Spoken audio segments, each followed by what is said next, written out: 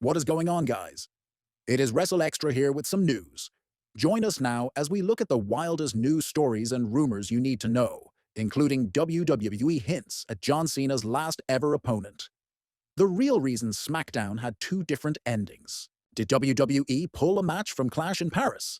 A former WWE superstar responds to bullying allegations. Vince McMahon spotted in public. A wrestler back to 100% after a scary stroke. Mercedes Moné now has 9 belts. Wade Barrett shuts down fans. The Undertaker appearing on an Indian reality show. And much more. Be sure to subscribe and hit that notification bell for daily wrestling.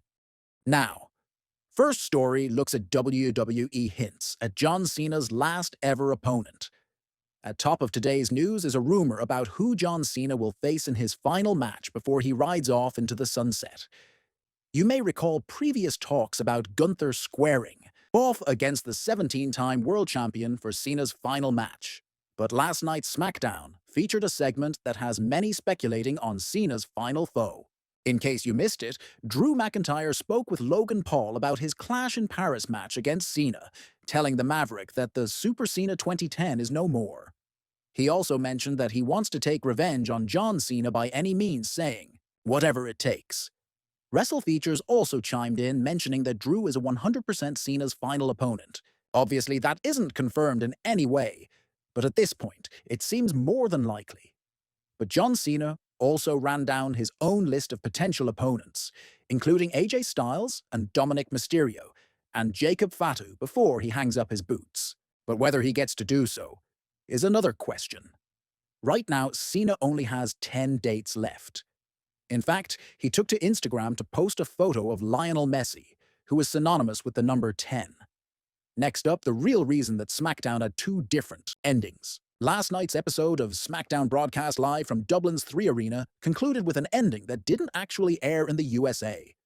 After the main event women's tag team match, John Cena was seen backstage speaking with general manager Nick Aldis, who teased a message from Brock Lesnar. However, before Aldis could elaborate, Logan Paul ambushed Cena with a punch that knocked him out cold. However, WWE aired two distinct versions of this final segment. International viewers watching via Netflix saw a shot that appeared to barely connect, as Cena seemed to slightly dodge or shrug off the punch. WWE was then forced to reshoot the angle for the USA broadcast. In that moment, Paul shoved Aldis aside, then delivered a solid clean right hand that visibly knocked Cena down. Next up, did WWE pull match from Clash in Paris? Match from Clash in Paris? And did WWE pull a rumored Clash in Paris Sami Zayn versus Solosa match for the United States Championship and then move it over to Friday Night SmackDown? While the behind-the-scenes details are unknown, WWE's announced the match for the Go Home episode of the Blue Brand. Right now, there's only 4 matches on the card, and there's expected to be at least one women's match involving Stephanie Ver. Originally, it was Naomi versus Stephanie Ver for the Women's Championship, but that has now been vacated. We all know Triple H likes to stick to the 5 PLE match card, so that could be the last match, and they moved it over. Next up, a former WWE superstar responds to bullying allegations. Did Brie Coda, aka former NXT superstar Cora Jade, bully a former WWE Performance Center recruit?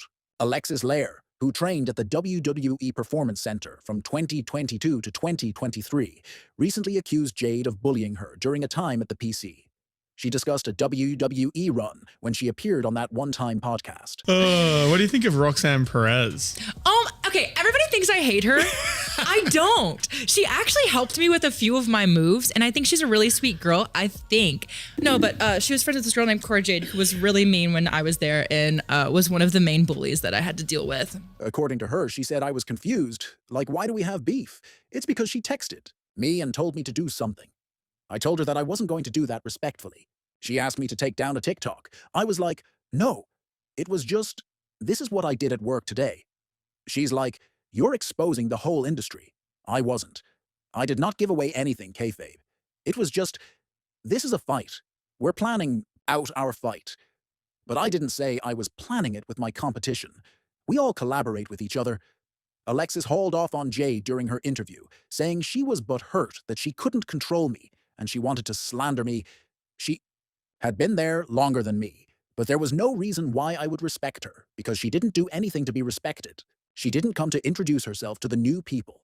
Alexis's experience in wrestling was nothing like she expected, including the physical challenges. She had a background in modeling and volleyball and has spoken about the physical rigor she experienced and how it was nothing like she expected.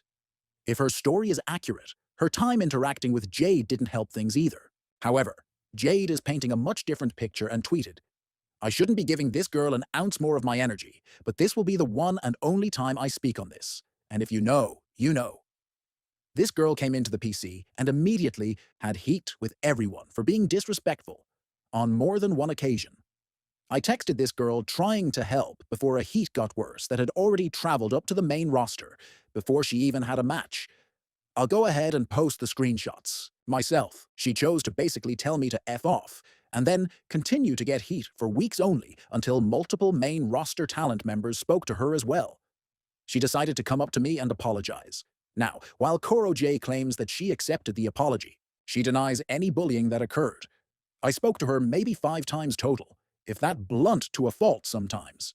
Yes, but bullying is crazy. Now, what goes on behind the scenes is always difficult to pin down, particularly with the way the wrestler rumor mill can create some ridiculous stories. However, the former Cora Jade may be taking matters into her own hands and seeking legal advice. She could be ready to sue. Could things have gotten so bad that Corade is ready to sue Alexis for a comment? That's the question some fans are asking after the provocative tweet from the former NXT superstar. Ringside News is reporting the timing of the post, however, came right after she unloaded on Letty publicly, suggesting she may be considering legal action, or at least seeking legal advice on the matter. What do you guys think of this latest accusation against Cora Jade? Next up, the reason why WWE switched these two wrestlers. Now, if you're curious why WWE moved Raw superstar Sami Zayn to SmackDown and LA Knight to Raw, while nothing official has been announced as far as a trade, Fightful Select is reporting that creative felt that the move would freshen up each show's babyface roster. Both superstars are already involved in championship programs, with Zayn scheduled to challenge US champion Solokoa and LA Knight battling Seth Rollins for the World Heavyweight Championship. Next up, Vince McMahon spotted in public. It's time for the latest Vince McMahon sighting, as McMahon was recently accused of driving his Bentley into someone's BMW, with Vince McMahon allegedly driving 90 miles per hour. But fortunately, this appearance was something more subdued. Vince was seen spotted leaving a restaurant in New York City with both JBL Bruce Pritchard and Gerald Briscoe. Next up, a wrestler back to 100% after a scary stroke. That's good news for former Ring of Honor world champion Jonathan Gresham, who recently suffered 2 strokes and was rushed to hospital.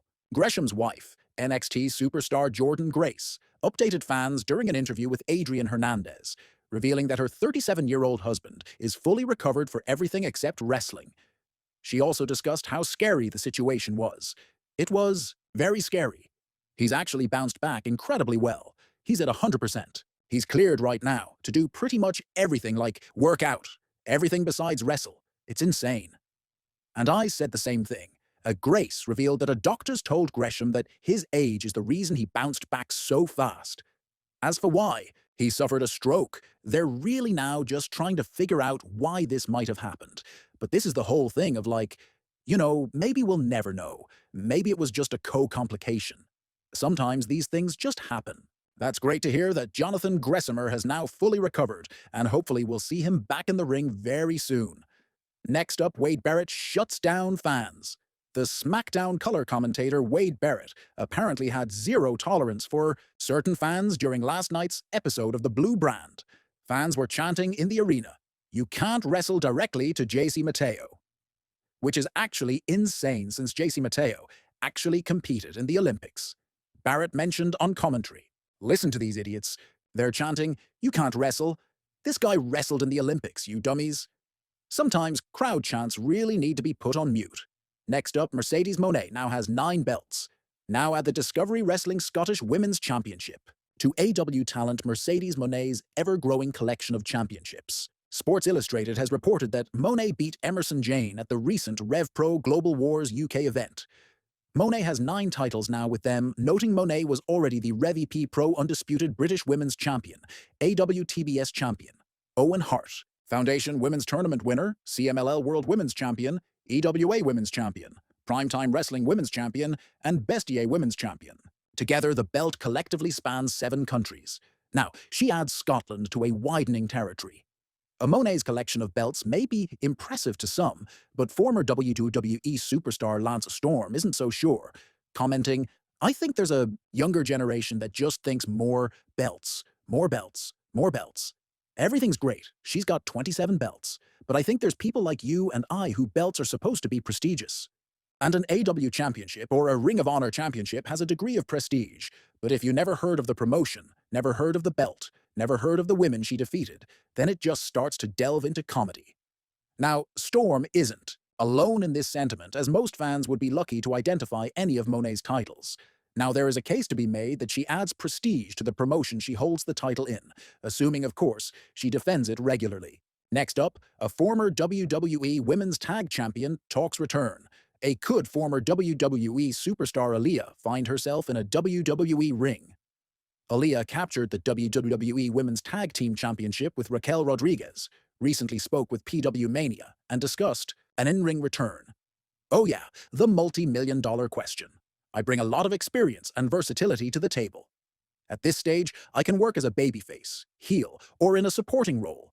Whatever helps elevate the product and make the show stronger, and now to make other performers look good in the ring, engage the audience, and contribute to the product in a way that drives excitement and revenue.